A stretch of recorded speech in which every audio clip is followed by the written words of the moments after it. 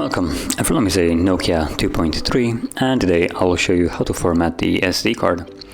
Now to get started, simply open up the settings app.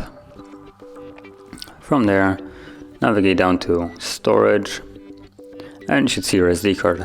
So from it's the SanDisk, tap on it, it will open up the storage right here, and from here you want to tap on the three dots in the upper right corner and go to storage settings where we should see the format option.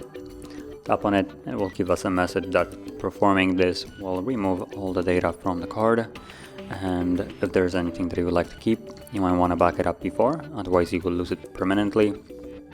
But assuming you have already done it or you don't really care, tap on it, tap on the format SD card and simply wait for the process to finish. Now this should be fairly quick. It only takes about, well, as you've seen, about 5 seconds. All you need to do now is tap on done and you're finished. So if you found this video helpful, don't forget to hit like, subscribe, and thanks for watching.